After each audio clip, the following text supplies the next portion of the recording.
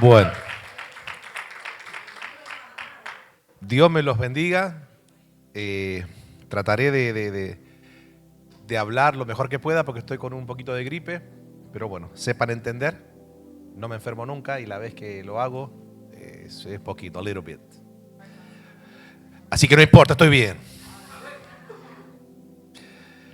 Bueno, ¿cuántos vinieron con ganas de aprender? Hoy día vamos a aprender. ¿Cuántos quieren aprender? A ver, levánteme la mano. No hay nada más hermoso que salirse de la esfera del sensacionalismo evangélico y entrar en una dimensión de aprendizaje. Eso es muy bueno, reflexionar, tener una lectura correcta de las situaciones que nos toca atravesar, de cómo enfrentar la vida. De eso se trata la fe. La fe es mucho más que sensacionalismo. La fe es la adquisición de principios eternos que nos ayudan a enfrentar la vida con sabiduría. Esa es la verdadera fe. Así que bueno, le vamos a dar la bienvenida a los que se van a conectar ahora a través de SLN Live. Lo recibimos con un fuerte aplauso. La semana pasada comencé a hablar de un tema que claramente va a ser un problema bastante fuerte en los próximos años. Ya lo estamos viviendo, pero en los próximos años se va a agigantar, como es el tema de la pobreza en el mundo. Mi deber como siervo de Dios, como ministro del Evangelio, es guiarlos a ustedes a la aplicación de principios que nos pueda a nosotros ayudar a ser sabios en medio de esta generación que claramente va a sufrir los estragos de la pobreza en todo el mundo. Y quiero que por favor estemos atentos, porque claramente a nadie le gustaría vivir en la pobreza. Y la Biblia nos proporciona los principios que nos dejan saber cómo nosotros podemos actuar en medio de una situación semejante.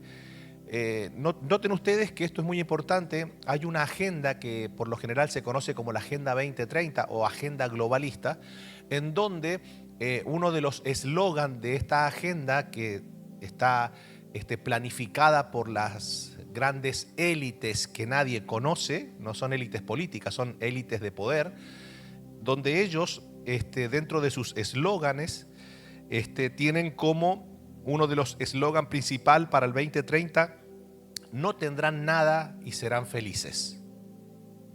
Hay una agenda de empobrecimiento global. Parece ser que a estas élites, a estos personajes que están allá en la cúspide de este mundo, les interesa, están muy interesados en empobrecer a las personas.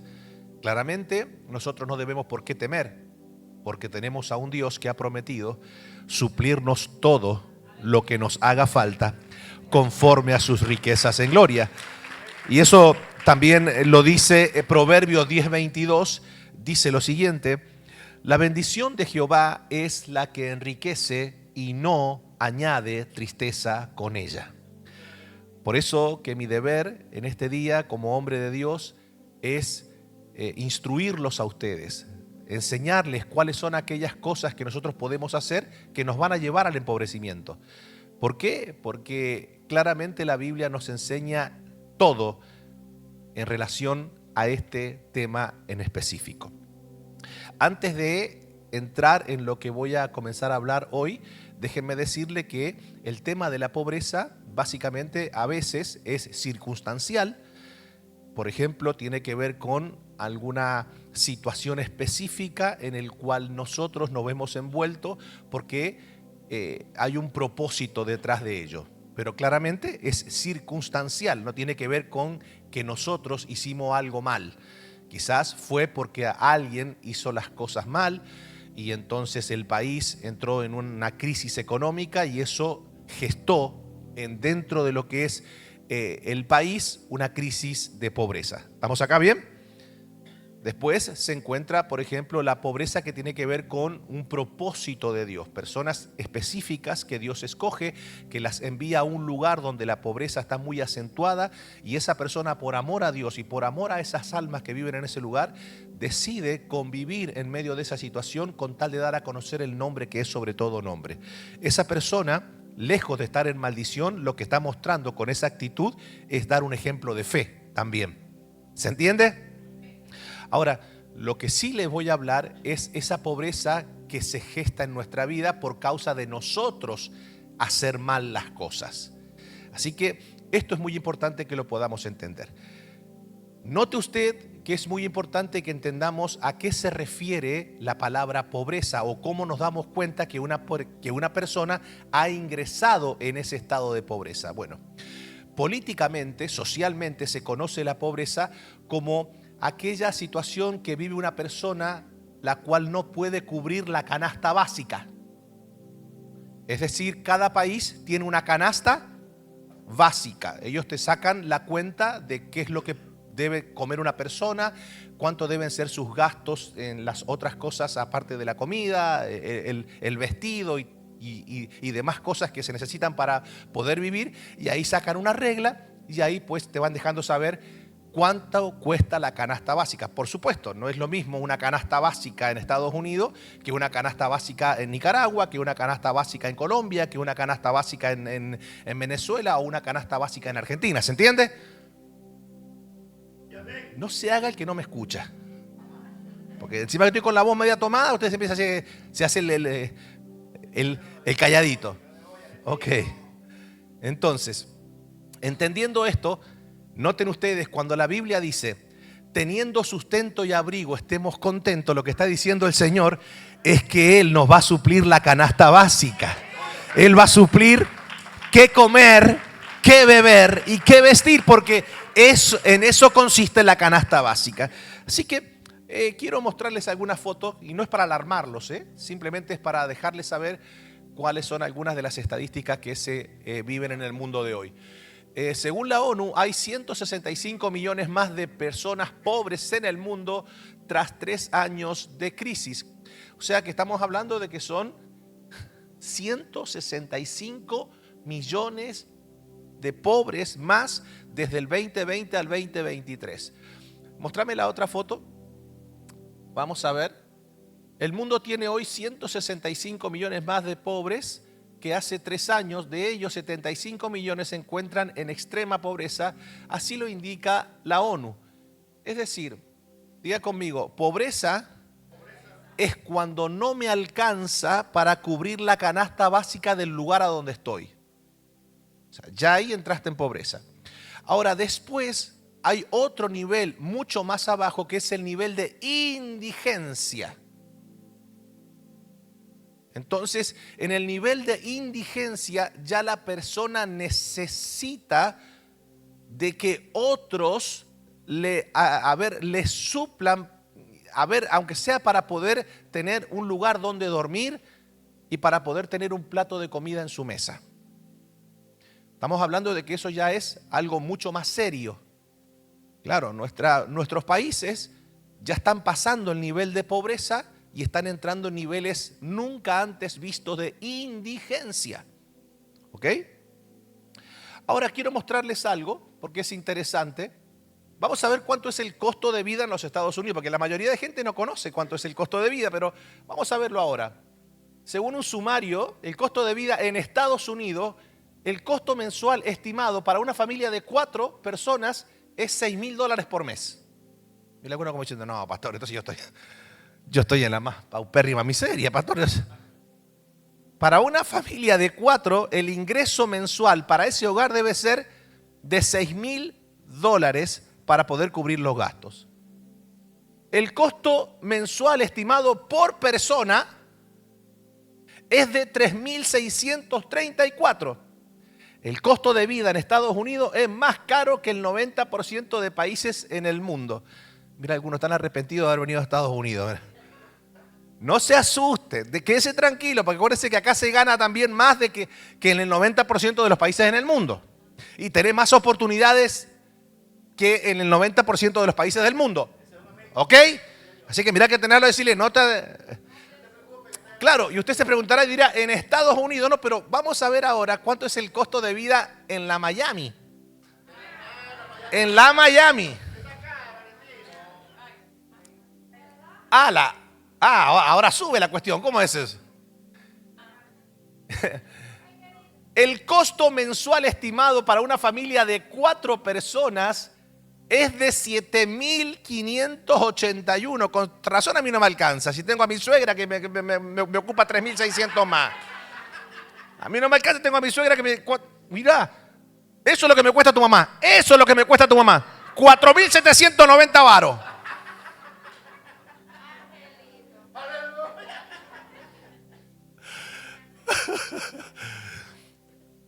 La cuestión es que el costo de vida en Miami sube un poquito y para 4 personas es $7.581. Por persona es 4.790. Estamos hablando que acá lo que te proporcionan es una canasta básica bastante sustentable, ¿se entiende? Es decir, no te está hablando, no, pero pastor, si yo vivo con mucho menos de eso. Bueno, acá te está hablando de que esa persona sola se renta un departamento sola, come 3 comidas al día bien, tiene sus cosas básicas de la vida. El costo de vida en Miami, Florida, es el 4º más caro de Estados Unidos. El costo de vida en Miami, Florida, es el 4º más caro de América del Norte. El costo de vida en Miami, Florida, es más caro que en el 97% de las ciudades en el mundo.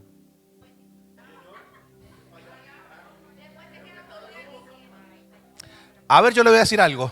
Si usted tiene que comer, que beber y que vestir en Miami, ya eso es motivo de darle gloria y honra al Señor. ¿Por qué le paso estos datos? Porque es muy importante que usted y yo entendamos cómo se está manejando esta etapa de la sociedad. Encontramos a gobiernos, a políticos, a entidades que con sus decisiones políticas lo que van haciendo es gestando una especie de pobreza donde ellos mismos la puedan administrar, en donde los pueblos se vean obligados a depender del Estado, del gobierno para poder cubrir sus gastos básicos. En otras palabras, el Estado pasa a ser una especie de Dios. El Estado es el que te ayuda, el Estado es el que te sana, el Estado es el que te provee para lo que tú necesitas para alimentarte, el Estado. Cuando quieres acordar, las personas van adoptando una cultura, una filosofía de vida, y llega un momento en donde la gente aún se siente con derecho de que el Estado le dé para sobrevivir. Es decir, la persona no tiene ningún impedimento físico, no tiene ninguna enfermedad, no tiene nada que le prohíba trabajar. Sin embargo, ellos piensan que el gobierno le subsidie su costo de vida es un derecho adquirido. Cuando la Biblia dice el que no trabaja, que no coma. Entonces la cultura del trabajo, si usted, por ejemplo, le echa un vistazo a la sociedad de nuestros días y comienza a hacer una lectura de todo lo que está ocurriendo, se va a dar cuenta que la cultura del trabajo cada vez va menguando más. Yo me quedo anonadado como la gente lo que anda buscando por lo general es que otros se hagan cargo de lo que a ellos les corresponde hacerse cargo. Y esto es un problema que está pasando mucho en Hispanoamérica y no se crea usted que estamos muy alejados de este país. Este país, ¿a qué veníamos hasta hace 10, 15, 20, 30 años atrás? ¿A qué veníamos a este país? A trabajar. Pero hoy día vos ves que gran parte de los latinos que cruzan la frontera lo que quieren venir a este país es que el gobierno le dé. Alaba. Pero, a ver, no es que piden que le dé, es que se sienten con derecho.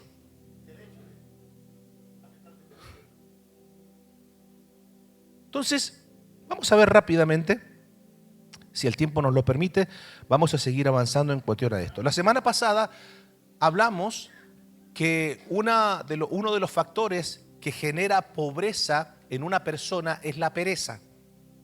La pereza intelectual, la pereza espiritual, la pereza laboral. Entonces, por ejemplo, esto lo digo con mucha tristeza en el corazón. En Argentina, está el que trabaja y el que no trabaja. En Argentina no hay problema de desempleo, hay problema de vagancia.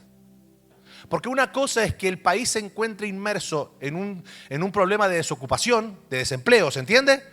Y otra cosa es cuando la gente dice, ¿para qué voy a trabajar si lo que yo gano trabajando es lo mismo que me da el gobierno en el subsidio?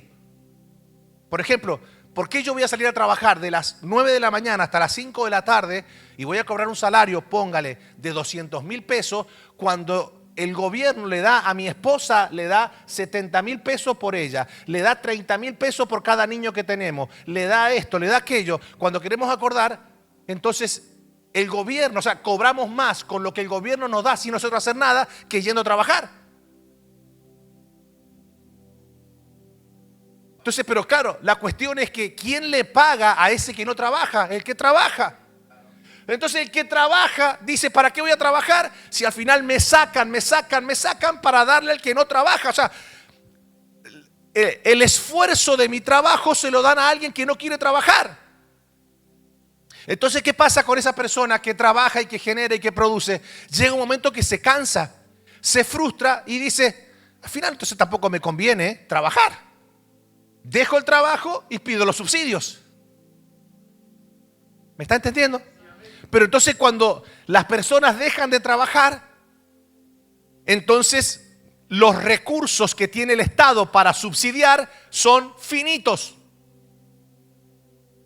Al ser recursos finitos y ya no se puede generar riqueza por medio del esfuerzo y del mérito de otros para poder abastecer a otros que no quieren trabajar, pero que yo lo tengo que abastecer porque a esas personas que yo abastezco, a esas personas a las cuales yo le doy sin trabajar, son los que después me garantizan el voto.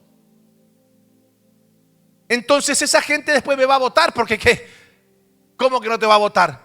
No va a andar mirando si yo robo, si soy un político inmoral, si hago un montón de cosas horribles.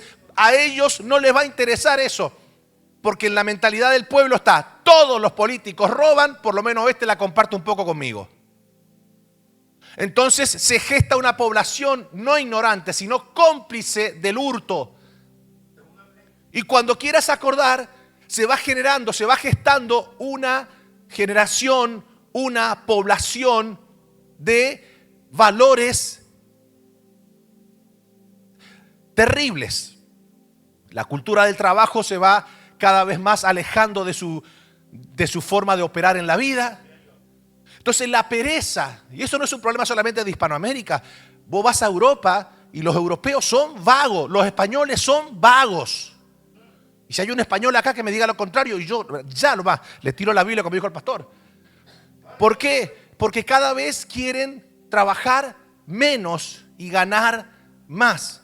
O sea, el mérito, el esfuerzo, cada vez es una situación más,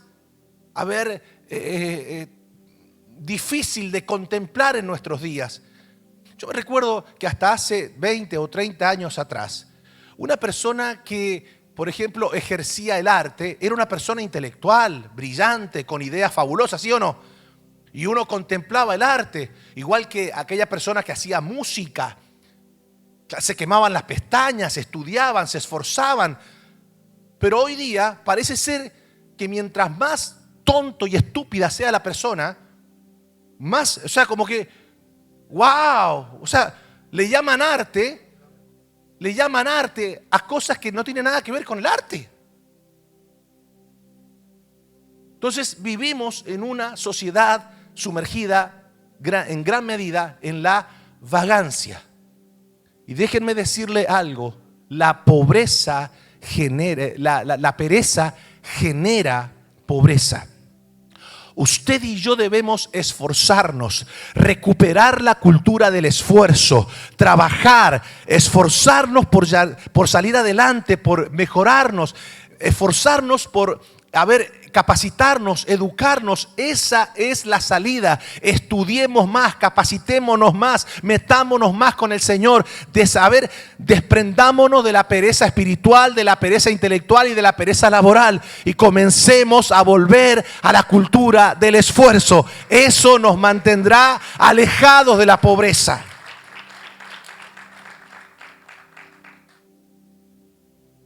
Hay gente que tiene pereza para orar, pereza para escudriñar la palabra, pereza para instruirse, para capacitarse, para formarse. ¿Sí o no? Hoy día la gente tiene un problema muy serio. Gente que tiene problemas pereza para instruirse intelectualmente. No agarran nunca un libro, no se ponen a leer nunca un libro. Y si se ponen a leer un libro, se ponen a leer la biografía de Bad Bunny. ¿Qué va a aprender de ahí? ¿Qué va a aprender de ahí?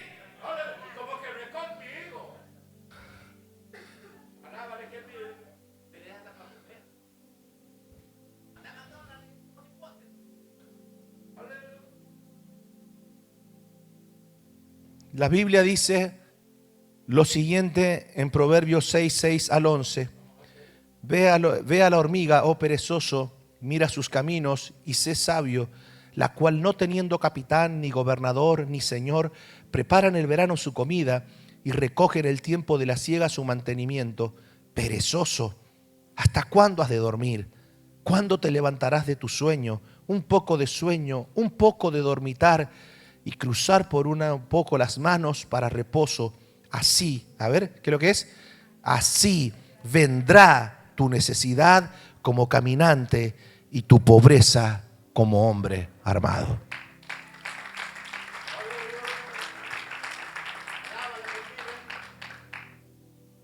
La pereza es terrible. Lo segundo que genera pobreza es la mezquindad. A los mezquinos no le va bien en la vida. El mezquino es aquella persona que le cuesta compartir. Aquella persona que prioriza su vida por encima de todos los demás. Y eso es algo que a Dios claramente no le agrada, porque Dios es un Dios que le gusta dar, que le gusta compartir. Ese es nuestro Padre Celestial y nosotros somos hijos de ese Padre glorioso. Entonces la mezquindad hace que nuestra vida vaya camino a la pobreza, porque Dios nos bendice para que nosotros seamos un canal de bendición. Dice la promesa: te bendeciré y serás bendición. Pero vivimos en una sociedad egoísta, mezquina, donde la gente pues quiere acaparar todo para sí, quiere asegurar su mañana, su futuro, y por lo general, si en algún momento le da por compartir algo, comparte lo que le sobra. Pero nosotros nos damos cuenta que no somos mezquinos, no cuando compartimos lo que nos sobra, sino cuando damos de lo poco que tenemos, cuando estamos dispuestos a compartir. Qué sé yo, si de repente tenemos un plato de comida y nos llegó una visita a la casa y esa persona tiene hambre y yo tengo la comida en el microondas y yo digo: ¿cuándo se va este que me quiero comer esa comida? Tengo un hambre.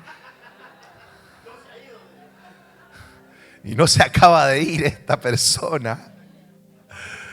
Es una persona que tiene una tendencia mezquina. ¿Por qué? Una persona generosa es una persona que va a sacar el plato y va a decir: mira, no tengo mucho, pero mitad para vos, mitad para mí, y comemos un poco los dos.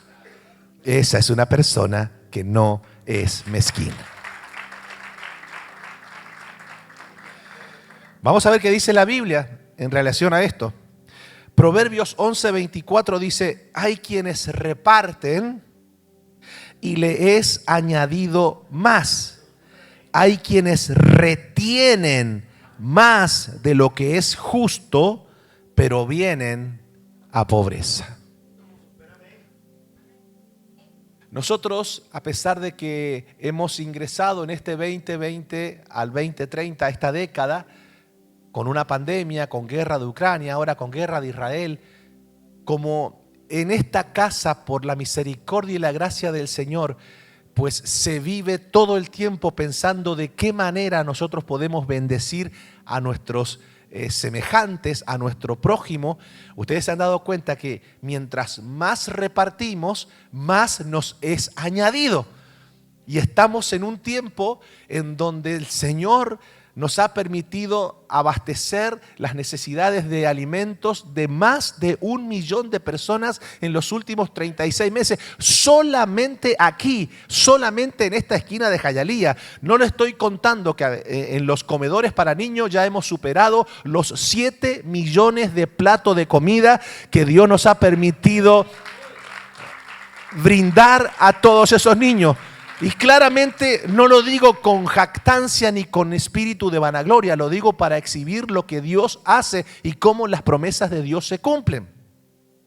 Ahora, cuando se habla de mezquindad, no solamente se habla de aquella persona que retiene el poder darle a otro lo que necesita, no solamente en términos alimenticios, puede ser en términos de ropa, ¿verdad? Entonces, ahora, la mezquindad también aparece con Dios. Y acá quiero detenerme un poco.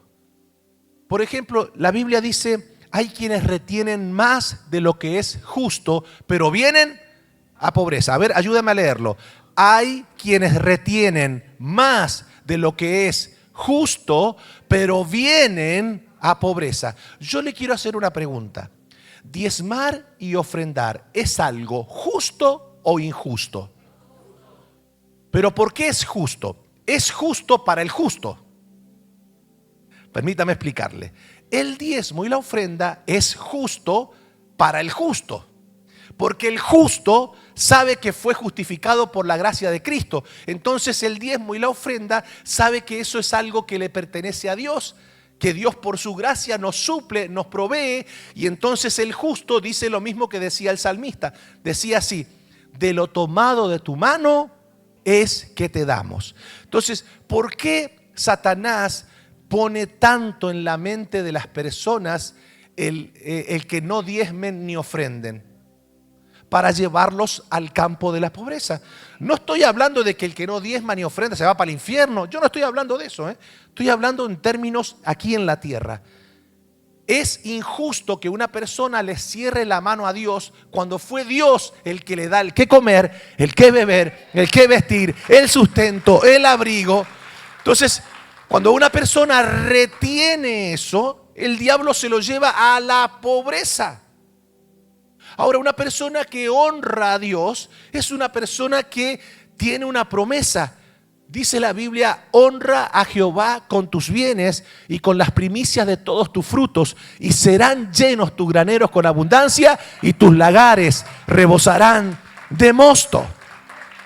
Entonces, en primera instancia, la pereza genera pobreza. Por eso que usted debe instruir a los padres que están jovencitos, 35, 40 años, debe enseñarle a sus hijos a que se esfuercen en el estudio, en la capacitación, en la formación. ¿Se entiende?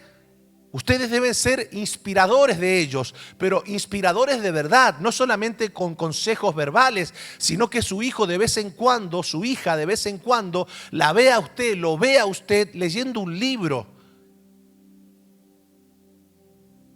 A veces es patético ver a los padres 48 horas por día metidos dentro del teléfono, diciéndole, ya salí del teléfono, hija, que te vas a atontecer con eso.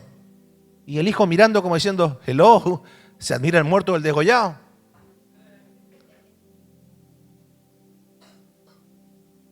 Yo le hago una pregunta, ¿en qué invierte usted su tiempo? ¿Cuánto tiempo malgasta? Cada segundo que usted malgasta en el teléfono viendo tonteras es algo que no tiene retorno. Yo no le estoy diciendo que no tenga un momento de ocio durante el día y que se ponga a ver cualquier tontera, pero 10 minutos, 15 minutos, 20 minutos, ponele, media hora si se quiere. Pero de ahí a que te metas 6, 7, 8 horas viendo tonteras adentro de un teléfono, cuando podrías haber aprovechado eso para educarte, para formarte, para instruirte, para orar, para clamar. A ver, ayúdame usted, vamos. Ya se tiene que acabar el tiempo de ocio. Se tiene que acabar ese tiempo de distracción, de desenfoque. Ay, pastor, I am not fanatic. ¿Qué fanatic ni qué fanatic? Te estoy hablando de que tienes que, a medida que más amplías tu conocimiento, que más desarrollas tu intelecto, a medida que más que creces más espiritualmente, entonces más puertas se te abren porque más capacitado estás. La suerte no existe. Lo que sí existe es cuando Dios envía una oportunidad y se encuentra con una capacidad preadquirida. Cuando se junta la oportunidad con la capacidad, se gesta la superación, se abren las puertas. Hay gente acá que lleva 30 años en este país y no sabe ni decir hello en inglés. ¿Me está tirando, pastor? Es la verdad.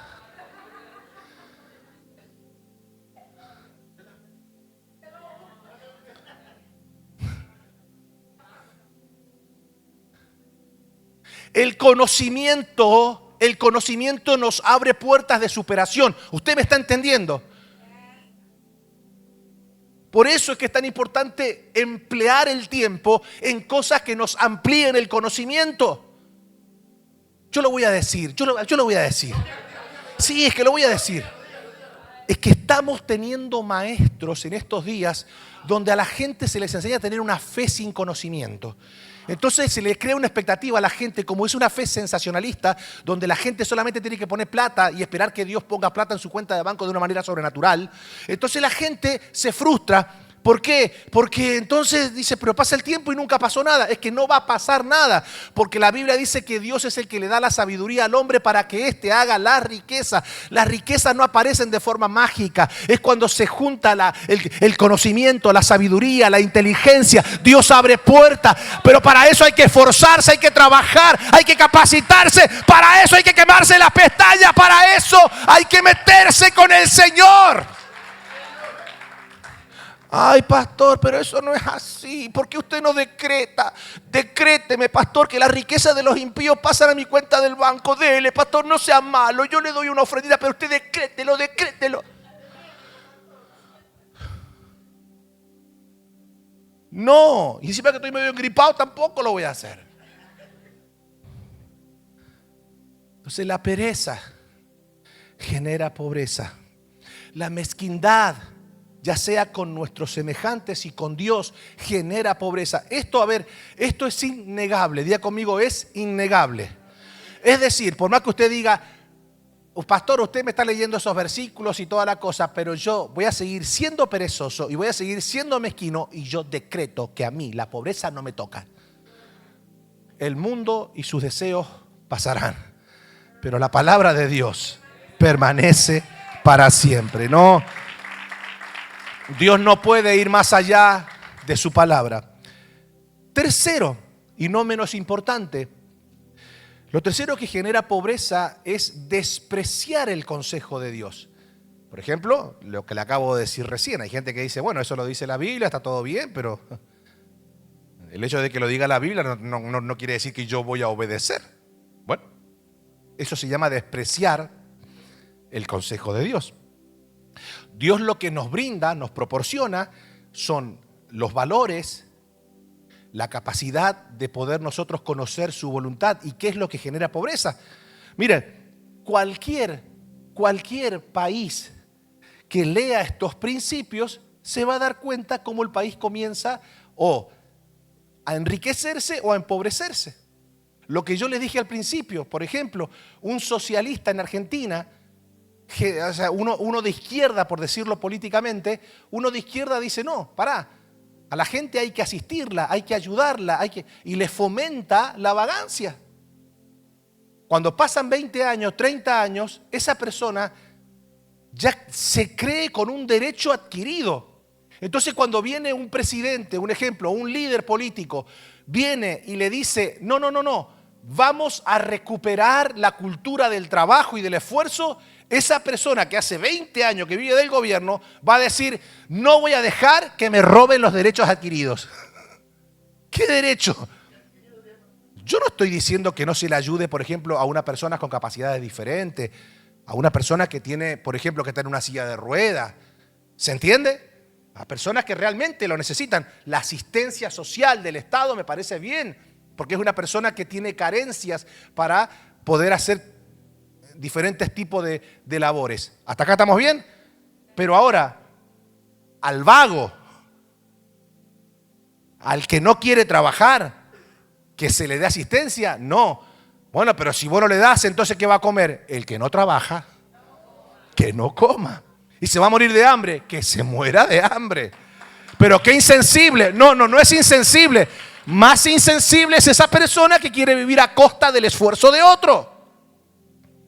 Si nuestros países conocieran esto, o sea, Dios, por eso le digo que Dios es brillante, Dios es glorioso.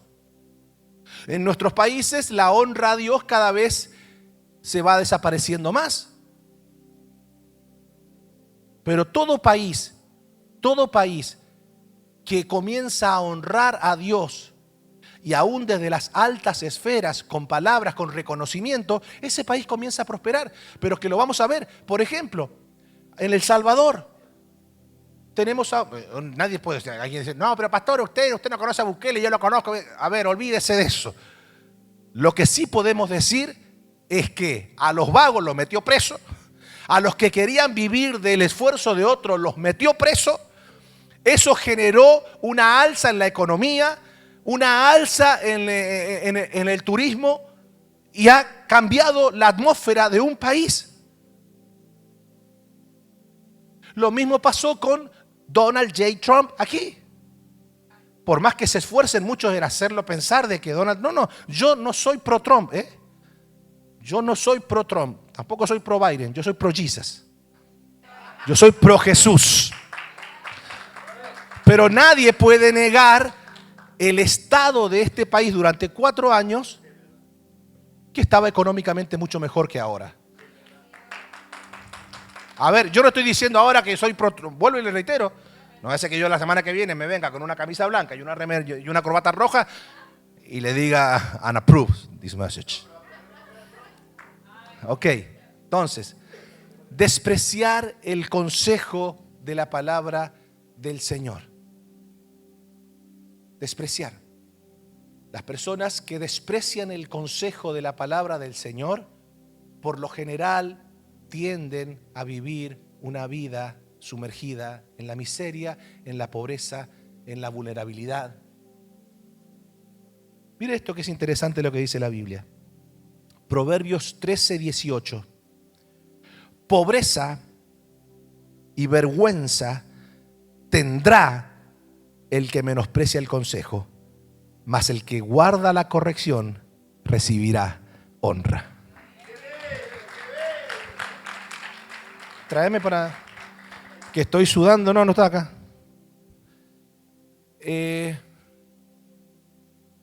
La Biblia es clara. Dice que el que menosprecia el consejo de la palabra del Señor, ¿en qué va a vivir? En pobreza y en vergüenza. Ahora, lo cuarto que nos va a conducir, gracias, bro. Lo cuarto que nos va a conducir a la pobreza. ¿Cuánto están aprendiendo? Un poquito. 3 nada más.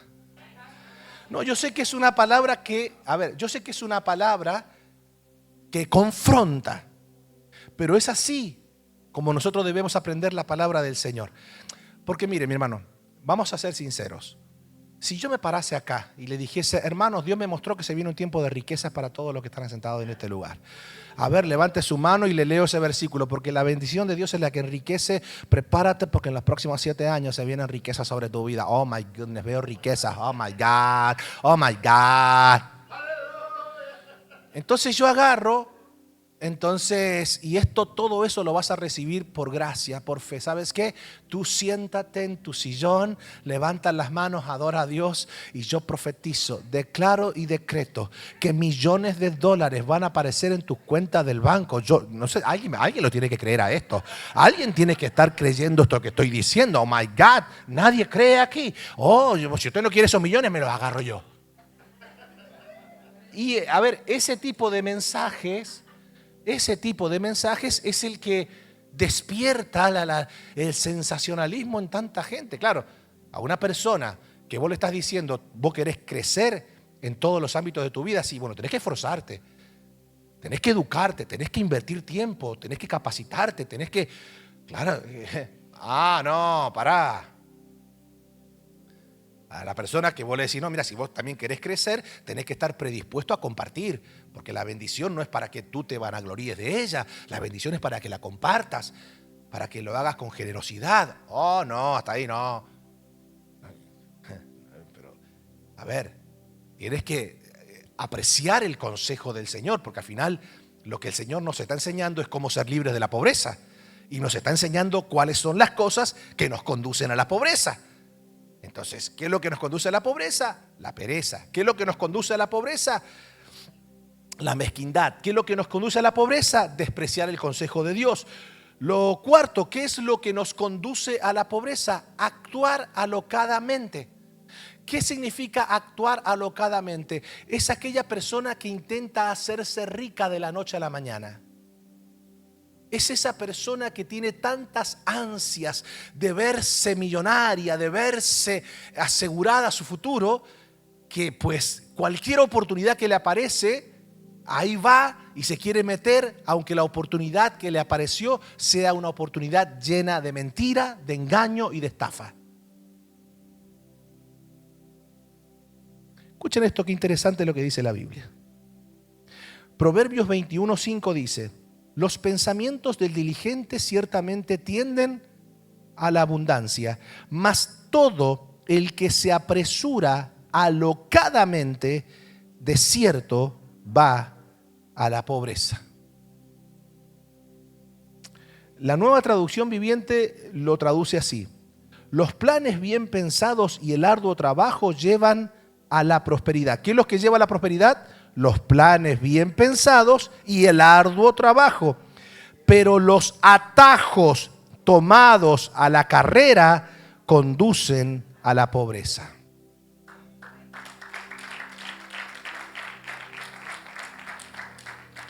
Escuchen esto que es interesante. Primera de Timoteo 6:6 al 10.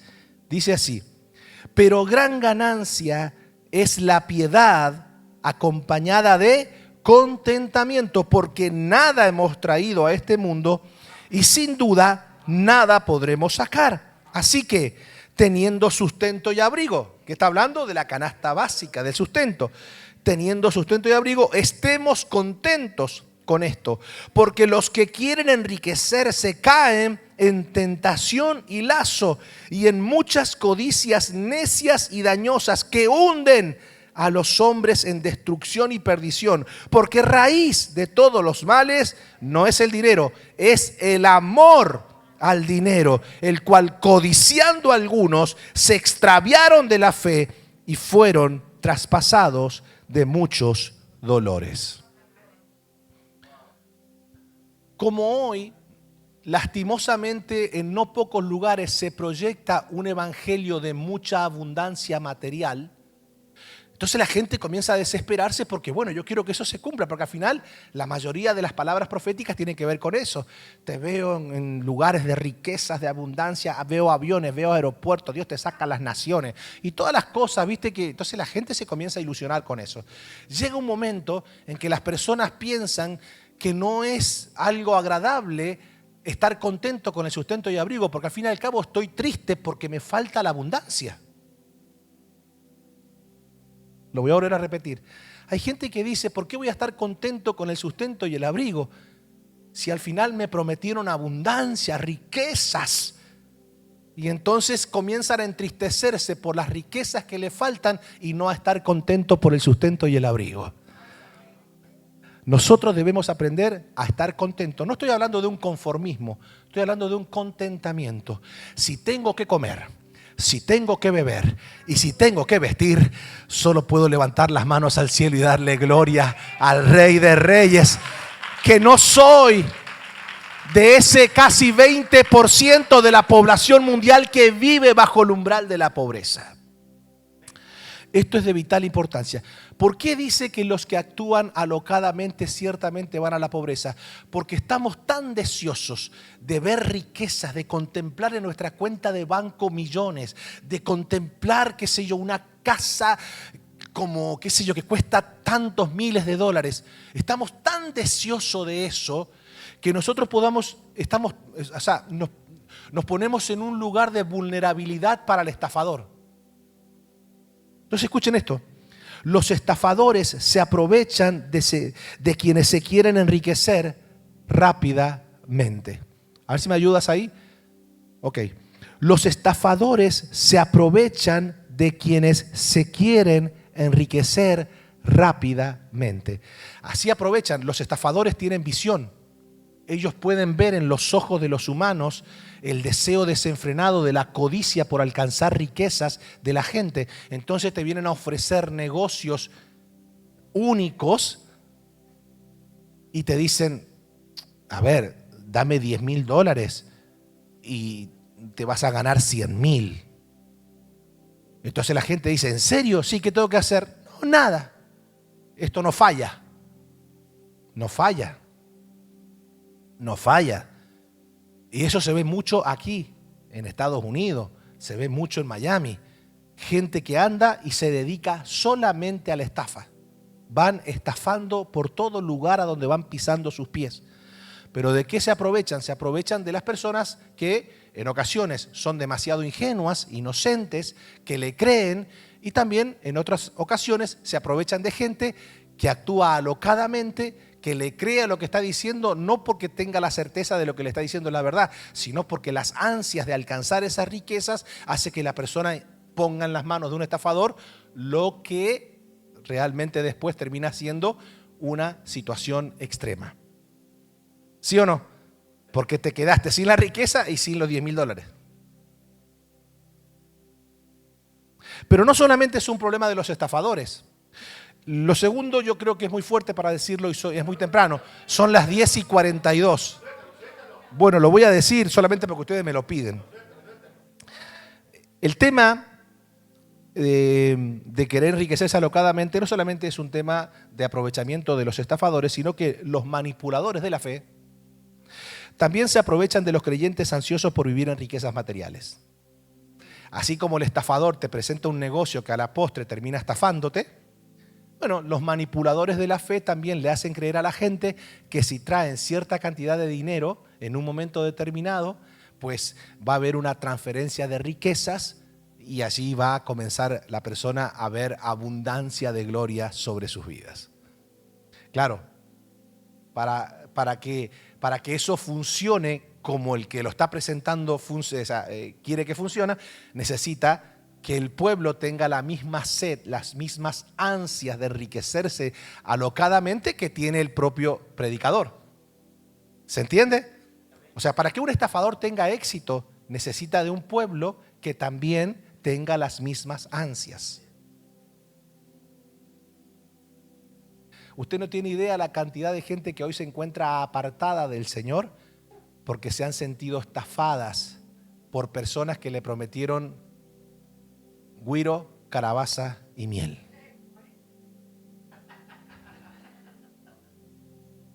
Le prometieron todo y el único que se enriqueció fue el que le prometió. Después los demás es como una especie de jugar a la loto. Quinto, ¿qué es lo que genera pobreza? Juntarte con personas ociosas. ¿Viste que hay un dicho que dice, dime con quién andas y te diré quién eres? Yo recuerdo, mi hermano, que en mi juventud yo solía juntarme con personas ociosas. Y el ocioso, ¿qué es lo que busca el ocioso? Escuchar música, tomarse una cervecita, estar allí, salir a bailar, ¿sí o no? El ocioso no anda buscando, no tiene proyecto de vida. El ocioso. Entonces, hay gente que se junta con personas que no tienen proyecto de vida, que no tienen sueños, que no tienen, que desprecian la cultura del esfuerzo, que no puedes tener tema de conversación. Porque al fin y al cabo, si vos le querés hablar de progreso, de educación, de formación, hasta terminás siendo objeto de burla de ellos. Es terrible. Por eso que usted debe conectarse. ¿Usted debe amar a todo el mundo? Sí. ¿Debe orar por todo el mundo? Sí. ¿Debe hacerle bien a todo el mundo? Sí. No se debe juntar con todo el mundo. Es decir, hacer un círculo íntimo con personas ociosas, porque al fin y al cabo terminan inyectando su veneno. ¿Y dónde lo dice eso la Biblia, pastor? Mira lo que dice Proverbios 28:19. El que labra, es decir, el que trabaja su tierra, se saciará de pan, mas el que sigue a los ociosos se llenará de pobreza.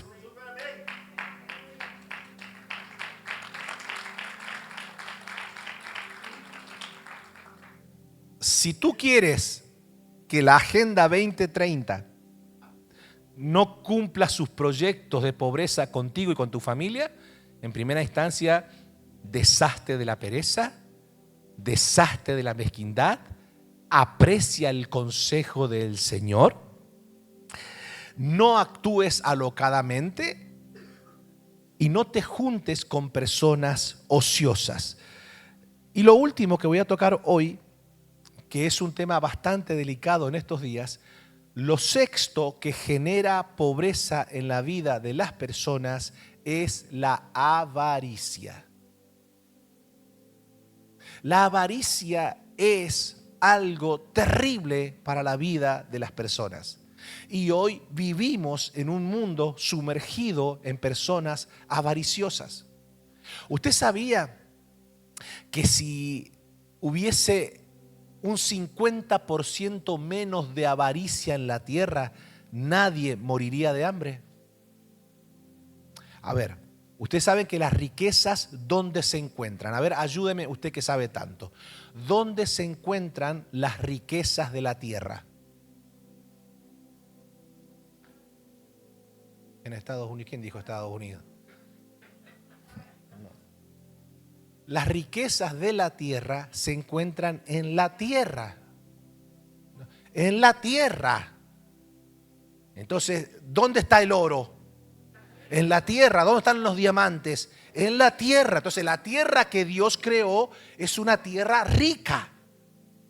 Entonces, claramente, a medida que va pasando el tiempo, se van sacando más de la tierra. Se sacan más diamantes, se saca más oro, se sacan más piedras preciosas, se sacan más rubíes. ¿Se entiende? Ok. Si la tierra cada vez va siendo, o sea, se le va extrayendo más las riquezas, teóricamente tendríamos que ser, en cuanto a población mundial, más ricos. La otra vuelta estaba leyendo una estadística que decía que si se distribuyera las riquezas que hasta el día de hoy han sido extraídas de la tierra y se le diera a cada persona igual, se le daría a los casi 8 billones de personas que somos hoy, se le daría $1 millón a cada persona. Mira alguna como diciendo, ¿dónde está mi millón? ¿Dónde está mi millón? Claro, la cuestión es que las riquezas se van acumulando. Escuchen esto que es interesante. Dice la Biblia que las riquezas a veces se van acumulando en manos de los impíos. ¿Están listos para lo que les voy a hablar? Esto está bueno. La palabra impío nosotros la relacionamos con una persona perversa que peca. ¿Ok? Convengamos que tiene algo de eso. Pero la palabra impío viene de la palabra impiedad. Es decir, es una persona que no tiene piedad por ver a otros en una necesidad. Entonces, por ejemplo, hay personas que tal vez no están haciendo pecados morales terribles, pero cuando vas a la realidad, Dios al que le llama impío es aquella persona que no tiene piedad. Y si Dios nos hiciera un escáner espiritual a gran parte de los cristianos en nuestros días, encontrarían nosotros que tal vez no practicamos ciertas clases de pecados, pero si nos escanearía el alma, yo creo que a muchos nos saldría impiedad. Porque hay muchos cristianos que viven solamente para sí, para su propio bienestar, para su propio mundo. Entonces, esto es algo sumamente importante, que lo logremos asimilar. La avaricia está causando estragos en el mundo. Pero ¿sabe qué? Dice la Biblia que las riquezas de los impíos, y acá viene la promesa del Señor, dice que serían transferidas ¿a quién? A los justos. Claro, los justos son aquellos que no viven bajo el umbral de la avaricia. ¿Estamos acá? Los veo calladitos, ¿qué les pasa? Yo siempre he dicho que la avaricia es como el mal aliento. Todos se dan cuenta quien la padece menos el que la padece.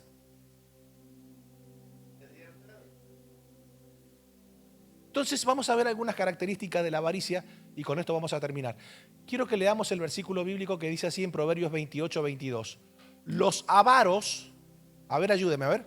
Los avaros tratan de hacerse ricos de la noche a la mañana, pero no se dan cuenta que van directo a la pobreza.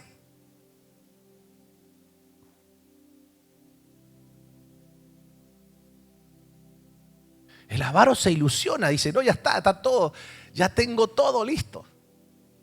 Y piensa que ya ahora tiene su futuro asegurado. Pero no se da cuenta que en un momento va a la pobreza. Se le desmorona todos sus proyectos. Así lo dice en el Evangelio lo siguiente. Dice, le dijo uno de la multitud, maestro, di a mi hermano que parta conmigo la herencia. Mas él le dijo, hombre, ¿quién me ha puesto sobre vosotros como juez o partidor?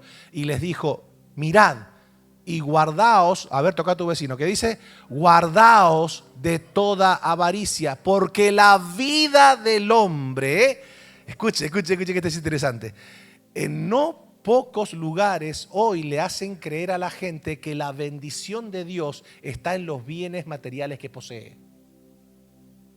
Lo voy a volver a repetir. Una fe mal enseñada es la que te enseña que los bienes materiales que posees es lo que determina la bendición de Dios en tu vida. No. Según Jesús, dice que la vida del hombre no consiste en la abundancia de los bienes que posee. Sigue diciendo, también le refirió una parábola diciendo, la heredad de un hombre rico había producido mucho. Y él pensaba dentro de sí, a ver, observemos cómo piensa una persona avariciosa según Jesús. ¿Qué haré? Porque no tengo dónde guardar mis frutos. ¿Me puedo detener 30 segundos acá? La heredad de este hombre había producido, dice que había producido mucho, ¿verdad? ¿Esa heredad produjo mucho porque el tipo era un corrupto, mentiroso, engañador y estafador? No, no dice eso la Biblia. Había producido mucho. Es decir, le había ido bien en su cosecha, por decirlo de alguna manera. ¿Ok? ¿Hasta ahí está todo bien? Sí. Entonces cuando él mira lo bien que le había ido empresarialmente, lo maravilloso que le había ido, mira lo que dice ahora. ¿Qué haré porque no tengo dónde guardar mis frutos? ¿Qué haría una persona generosa, una persona que es agradecida con el Señor, que no es avariciosa? ¿Qué haría ante ese cuadro? ¿Contempla la productividad de la empresa? ¿Qué haría una persona generosa? Mirar a ver de qué manera puedo bendecir al pueblo del Señor, puedo bendecir a mi prójimo.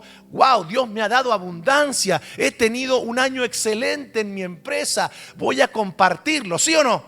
Pero mira cómo piensa un avaricioso. Dice, ¿qué haré? Porque no tengo dónde guardar. O sea, tenía tanto que ni siquiera le alcanzaba los lugares donde él estaba, que ya tenía ya diseñado para poder guardar. Pregunto, si Dios le dio, porque eso se llama sobreabundancia, diga conmigo, sobreabundancia, es decir, tenía para llenar sus propios lagares, pero lo que le sobraba, cuando Dios te da sobreabundancia, es porque lo sobre se debe compartir. Un vaso lleno de agua no necesita más agua. Y si Dios te permite tener más agua, no es porque tu vaso necesite agua, porque ya estás completo. Pero entonces todo lo que sobra cae para ser compartido con quienes te rodean, con tu prójimo. Pero mira cómo piensa el avaricioso. El avaricioso hizo, porque no tengo dónde guardar mis frutos. Y dijo, esto haré. Compartiré con mis hermanos, bendeciré al hombre de Dios. Esto haré, derribaré mis graneros y los edificaré mayores, y allí guardaré todos mis frutos y mis bienes, y diré a mi alma, alma, muchos bienes tienes guardados para muchos días, repósate, come, bebe, regocíjate. Así piensa un avaro. Pero Dios le dijo, necio, esta noche vienen a pedirte tu alma y lo que has provisto, ¿de quién será? Así es el que hace para sí tesoros y no es rico para con Dios.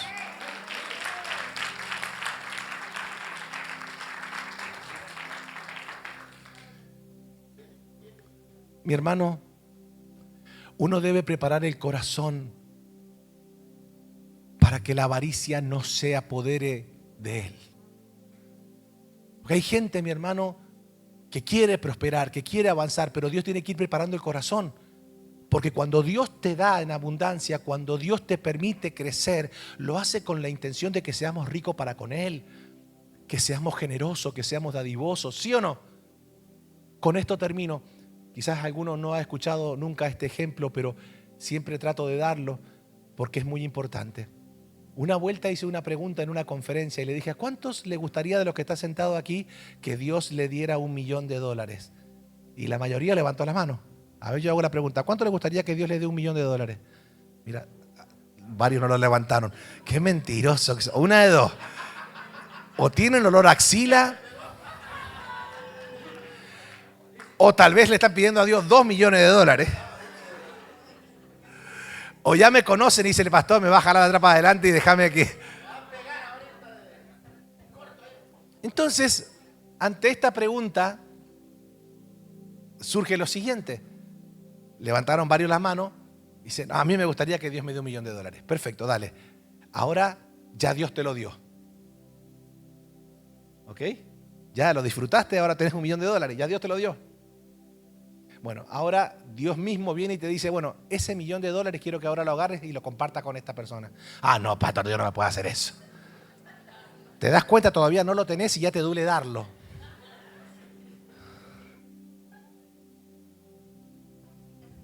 Porque al corazón hay que prepararlo para la bendición. Al corazón hay que prepararlo para la bendición. La Biblia dice, entre tanto que el heredero es niño, en nada difiere del esclavo, aunque es señor de todo. Hay bendiciones de Dios que todavía no han sido manifestadas en nuestra vida, no porque Dios no quiera, es debido a nuestra inmadurez espiritual, a nuestra niñez espiritual. Por eso que Dios nos está hablando. Como hombre de Dios, necesito guiar e instruir al pueblo para que no caigamos en la agenda desgraciada de esta cúpula, de esta élite de hombres perversos que se han propuesto como agenda empobrecer al mundo. El mundo y sus malos deseos seguirán, pero el que hace la voluntad de Dios permanece para siempre. Entonces, como yo estoy viendo los planes maquiavélicos, satánicos de una élite que ni siquiera ha sido puesta en ese lugar de modo democrático, porque nadie los votó, sin embargo se posicionan aún por encima de los poderes políticos.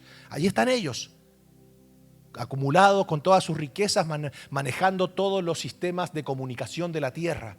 Ahí están ellos. Y piensan que van a salir adelante porque se creen dioses, se creen que son, personas todas poderosas. No, hay un solo Dios todopoderoso. Hay un solo Dios soberano y es el Rey de Gloria. Entonces, como ellos tienen su agenda, entonces yo como ministro del Evangelio debo educar al pueblo que Dios me puso a pastorear para que no caiga en esa telaraña que ellos están tejiendo. Entonces, debo prepararlos. ¿La gente cae en la pobreza porque tuvo mala suerte? No. Bueno, caemos en la pobreza porque le damos lugar a la pereza. Caemos en la pobreza porque le abrimos la puerta a la mezquindad. Caemos en la pobreza porque claramente despreciamos el consejo de Dios. Caemos en la pobreza porque queremos hacernos ricos de la noche a la mañana. Nos enamoramos de los bienes materiales. Caemos en la pobreza porque seguimos a los ociosos. Caemos en la pobreza porque nos abrimos a la avaricia. Después lo vamos a ver. En el segundo servicio voy a hablar. Sí, esto sigue. ¿Usted cree que esto sigue? Diga conmigo, esto sigue. Así. Esto es así. Esto sigue.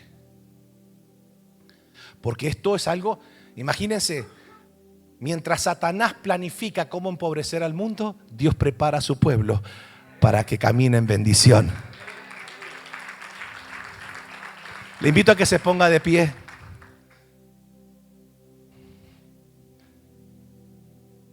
Quiero en esta mañana orar por las personas que están sin trabajo. Quiero que me levanten la mano las personas que están sin trabajo. Allá veo una mano levantada. A ver, 2. Vamos a orar. ¿Solamente 2 personas sin trabajo? Ahí está. 3 personas sin trabajo. Vamos a orar 4.